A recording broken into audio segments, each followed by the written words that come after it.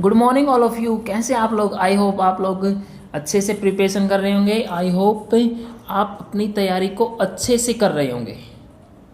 Okay, Hindu editorial की dictation सबसे पहले हम इंडिया में सबसे पहले मैं ही लेके आता हूँ, और मैं आपको डिक्टेशन के अलावा पूरी ओवरऑल आपको रिव्यू भी देता हूँ, जिसमें आपको अंडरस्टैंडिंग भी आपकी डेवलप होगी, प्लस आपकी डिक्टेशन भी होगी। इसमें आपको दो चीज़ें सीखने के लिए आएगी, और जो आपकी वोकैबुलरी आप खुद निकालोगे इसमें से और उसको नोट करोगे। ओके, चलिए आपके सेशन को लाइक कीजिए और शेयर कीजिए, और जो बच्चा न्यू है हमारे चैनल पे तो उसको सब्सक्राइब करना ना भूलें। If you do not like and subscribe, please do subscribe and likes and shares. चलिए हम अपनी डिक्टेशन की तरफ चलते हैं। आज के आर्टिकल काफ़ी अच्छे आए हुए हैं। First article we have heading is सेकलेस एंड टाइज। देखिए, इंडिया एंड यूके के जो रिलेशंस के रिगार्डिंग ये आर्टिकल आपका है। ओवरऑल मैं आपको रिव्यू देता हूँ। जैसे हमारे प्रेसिडेंट ट्रम्प थे पहले, यूएस के प्रेसिडेंट, लेकिन उस टाइम में कुछ थोड़ी सी मतलब रिलेशनशिप में अच्छी नहीं थी। लेकिन अब क्या वो रिलेशनशिप जो बाइडेन आ गए हैं तो अच्छी होगी या नहीं होगी, इसके रिगार्डिंग हमारा article. Okay, second article, sanction over reach. US ने टर्की की, यूएस जो है उसने टर्की के ऊपर सैंक्शन लगा दिए हैं। उसने रसिया से S-400 मिसाइल खरीदा है। ओके, ये रिलेशनशिप है। और जो यूएस है और यूएस और रसिया मतलब एक मतलब नहीं बनते उनकी, इसलिए टर्की के ऊपर सैंक्शन लगा दिए उन्हें कि भाई तुमने मिसाइल वहाँ से क्यों खरीदा है। ओके, ये आर्टिकल भी हम इम्पोर्टेंट है, ये आर्टिकल भी हम डिस्कस करेंगे। आगे आ जाते हैं हम। In agri reforms go back to the drawing board. ये भी आर्टिकल फार्मर के रिगार्डिंग है। फार्मर और गवर्नमेंट सरकार कुछ बातें नहीं बन रही हैं, ठीक है। उसके जनरल पॉइंट ऑफ व्यू से आप इसको रीडिंग कर सकते हो। अब next article, putting food at the centre of India's nutrition agenda. ठीक है, ये आपका माल न्यूट्रिशन के रिगार्डिंग है। Reducing the burden of child undernutrition needs a policy goal, provide affordable access to quality food items. ये article भी कल आया था आर्टिकल। ये हर रोज़ ही आता है, इसको भी आप रीडिंग कर सकते हो।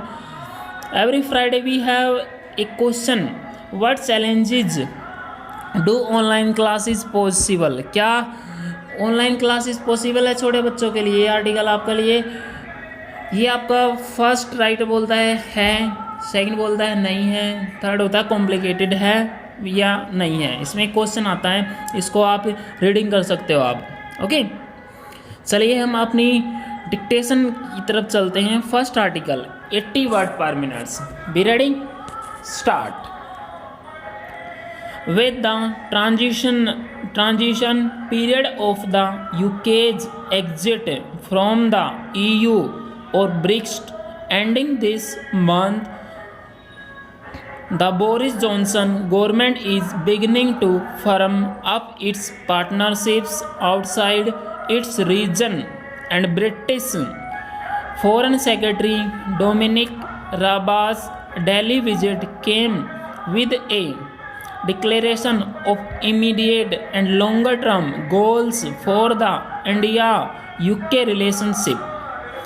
His visit was also to prepare the way for Prime Minister Johnson's India visit as a chief guest at Republic Day, and to invite Prime Minister Narendra Modi to the UK to the G7 and the climate change summits next year.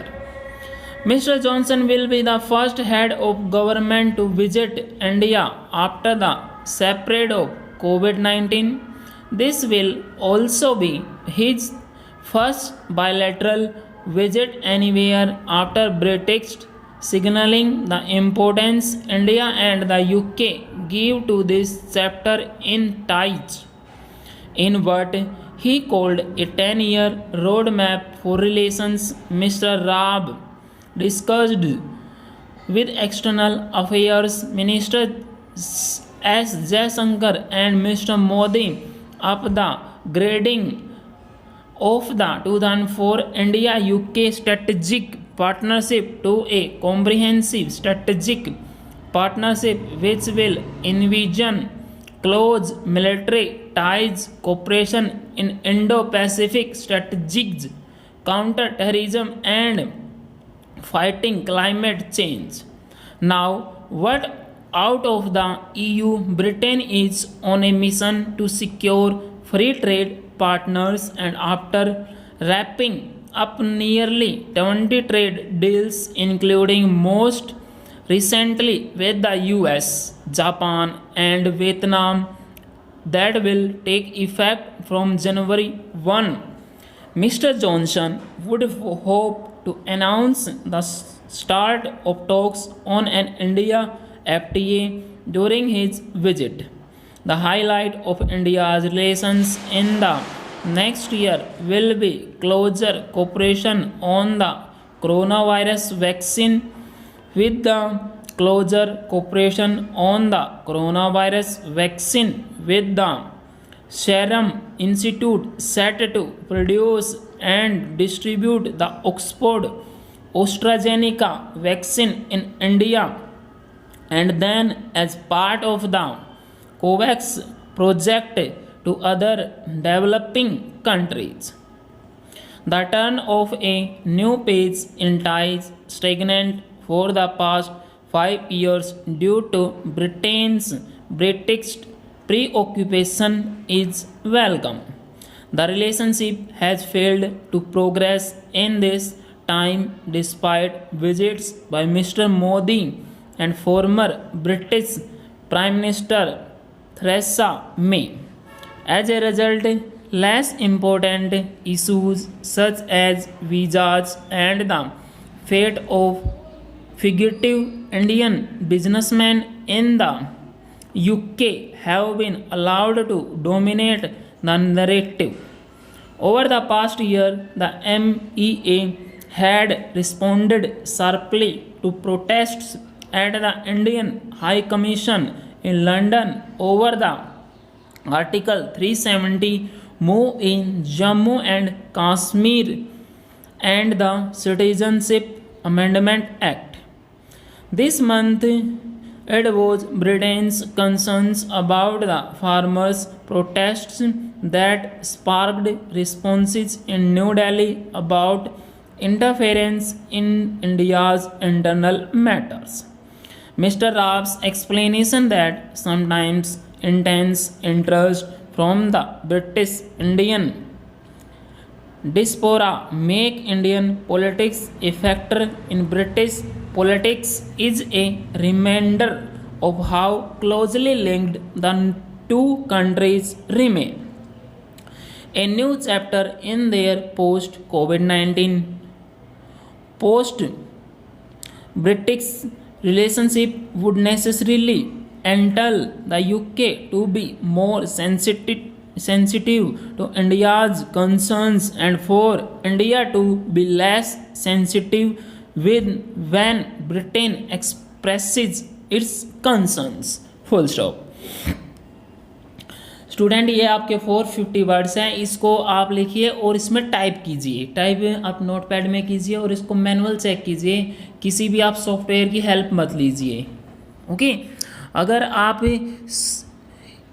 The Hindu editorial को reading कर रहे हैं या इसको आप dictation कर रहे हैं तो आपको कहीं से भी कुछ भी मैटर आपको डिक्टेशन लेने की ज़रूरत नहीं। आप हिंदू एडिटोरियल की हैबिट डालिए। हिंदू एडिटोरियल में आपके सारे हर रोज़ के न्यू वर्ड सारे कवर हो जाते हैं। ओके,